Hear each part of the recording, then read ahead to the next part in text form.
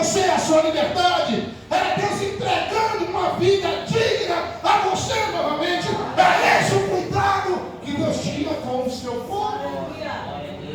Perdoar pecado, tirar da sua mente, da sua consciência, o sentimento de culpa. E uma coisa que joga a gente para baixo é o sentimento de culpa. O sentimento de culpa nos deixa depressivo. O sentimento de culpa te rouba a alegria. O sentimento de culpa faz você chegar num lugar como esse aqui, não ter ânimo para levantar a mão sequer e adorar a Deus. O sentimento de culpa tira a tua alegria de festejar. O culpado normalmente só vai andar de cabeça baixa, porque o sentimento de culpa está acusando ele. Aleluia, aleluia. E o perdão de Deus é que acaba com tudo isso. Porque Deus não quer ver um povo andando de cabeça baixa. Deus não quer ver um povo andando como o diabo, apontando o dedo indicador para a cabeça dele, dizendo: você não é digno, você não é merecedor, você não merece isso, você não merece o que você tem, o que você é e o lugar que você está. Aleluia. Aí é onde vem a boa vontade de Deus, irmão, de repreender o acusador e fazer você entender que Deus cria meios de te perdoar e te abençoar, porque é vontade de Deus. Aleluia. Te ver bem. Lembra lá daquele publicano fariseu lá? Foi lá orar no monte. Você vê o que esse sentimento de culpa faz. O fariseu, por sua vez, orava e se exaltava e dizia: eu entrego o dízimo de tudo, eu sou santo, eu sou o santo dos santos. Ele está se exaltando, aí ele olha para o publicano e diz: eu não sou nem como esse aí, eu sou. O publicano tinha consciência do seu pecado, da sua falha, do seu erro. A Bíblia diz que nem olhar para o céu ele se sentia digno de olhar para o céu. Ele baixava a sua cabeça e batia no peito e só repetia: eis que eu sou um miserável pecador. Que é isso que o sentimento de culpa faz. O sentimento de culpa faz Jesus dizer assim: eu vou na tua casa, e você dizer: não vai lá na minha casa não, eu não sou digno que o Senhor entre dentro da minha casa. O sentimento de culpa, o diabo acusa a mente do ser humano e faz isso. É por isso que muitas pessoas estão na igreja hoje, amanhã não estão, porque não descobriu o segredo, não descobriu que o perdão de Deus não perdoa alguns pecados, não. O perdão de Deus perdoa todo e qualquer pecado. Não existe pecador que não possa ser redimido pela bondade, pela misericórdia e pelo amor de Deus. A Bíblia diz no Filhinhos, o conselho é não pecar. Se você puder não pecar, não peques. Não peques. Mas se não aguentar e ceder à tentação e pecares, não chuta o pau da barraca, não. Não desiste da caminhada, não. Não volta atrás, não.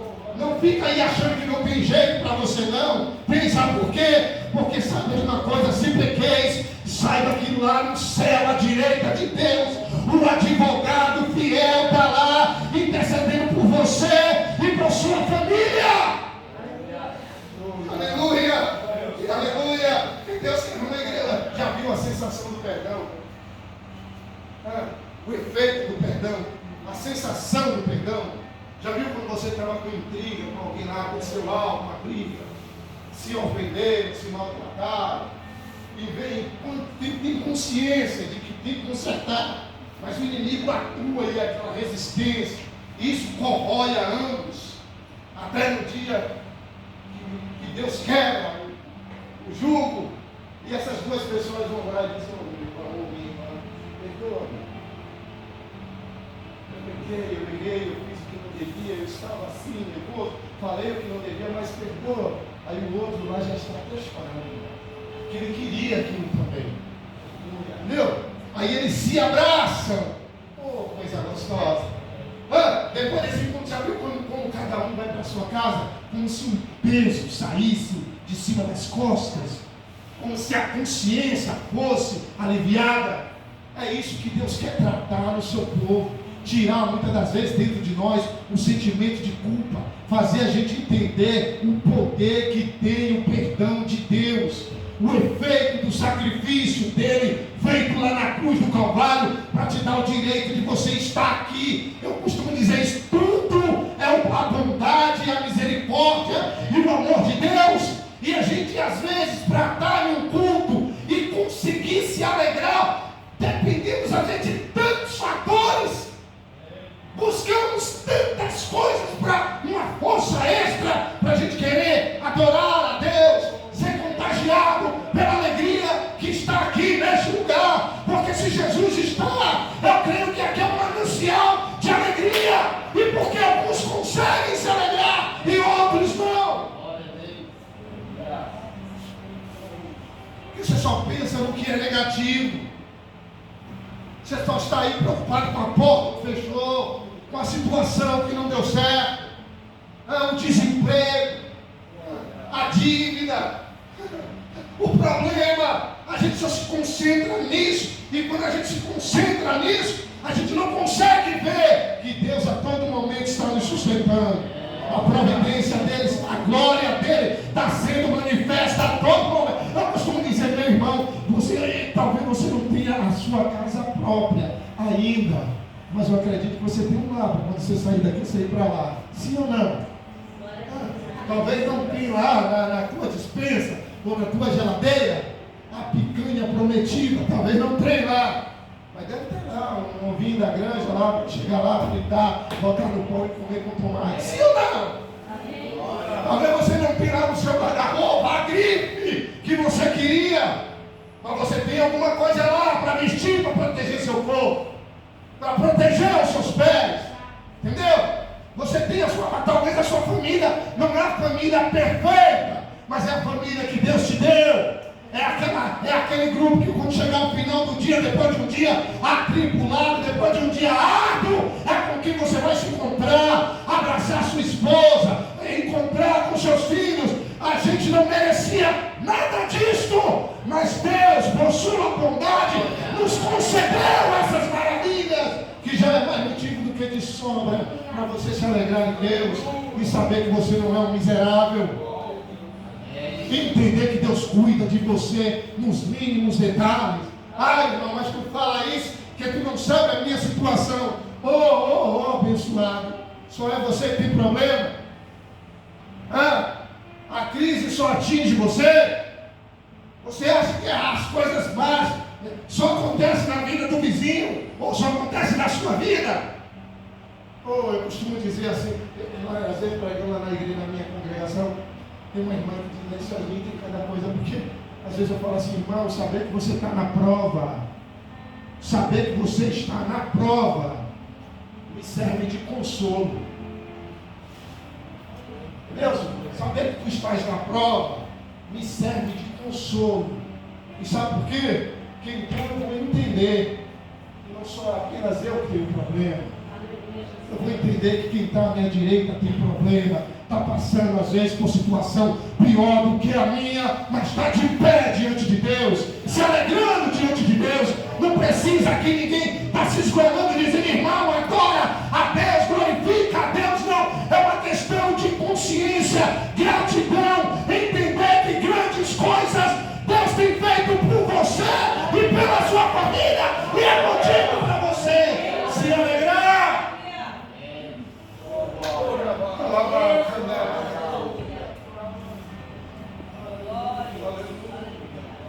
Eu lembro de um pastor que deu um testemunho que ele foi pregar nos Estados Unidos. Ele é americano, ele pregou aqui no Brasil e contou esse testemunho. Pastor Wade Johnson, não sei quem, ele pregou muitas vezes aí nos Gideões. Ele disse que quando ele foi consagrado a pastor, o pastor deu uma igreja, o pastor presidente deu uma igreja para ele pastorear. Era distante, ele orou, trabalhou, se virou e Deus concedeu a ele comprar um carro, a Recife, para ele ir para a igreja. Na semana que ele comprou o carro, no primeiro dia que ele ia para o culto, deu um tornado lá, um ciclone, na região que ele morava, que acabou com tudo. Pegou o carro dele, mas acabou, deixou o carro todo destruído. A esposa dele, quando acorda de manhã, que eles vão olhar o estado que estava o carro, diz que a mulher se desesperou de ver a casa destruída, de tudo destruído. Caiu de joelho no chão e desesperada, quase que se arrancava os cabelos. E ele disse que quando viu a esposa naquele estado, aquele desespero começou a tomar conta dele. Começou a entristecer e a anunciar ele. Aí ele disse, aí eu me lembrei de um dia que eu fui pregar na África. Ele testemunhou. Um dia que eu fui pregar na África, aí chegou lá, era um galpão, chão de barro batido. O obreiro chegou na alimentação e disse, pastor, a gente não tem carne, nossa alimentação aqui é banana. E ele disse que ficou a semana inteira lá pregando e a alimentação era só banana. Aí ele disse que lembrou, no primeiro dia do culto que ele está pregando, ele está pregando para uma multidão de pessoas, e de repente ele olha pelo corredor daquele galpão, lá vem um homem, com uma varetazinha na mão, chegando perto do altar e falou com alguém que queria chegar perto do pastor, para que o pastor orasse por ele, que ele era cego. Aí ele chegou perto do pastor, pediu para o pastor orar, e aí depois ele disse, pastor, eu em casa, orando a Deus, eu aprendi um hino, e eu queria cantar aqui para o senhor. Aí o pastor pegou o microfone, colocou e disse, canta aí, está o cego, todo mal para mim. Cego, todo descalço, todo empoeirado. Aí o pastor botou o microfone para ele cantar, e ele cantou assim, Deus é bom em todo tempo.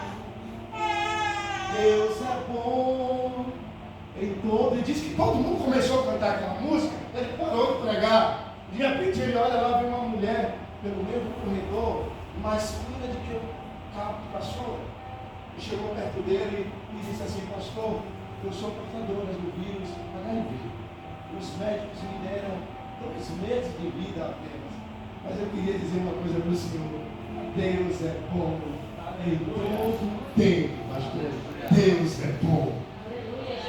Sabe o que é isso aí? A alegria da salvação. Sabe o que ajuda a gente a superar os problemas dessa vida aqui? É entender que Jesus tem uma vida reservada, preparada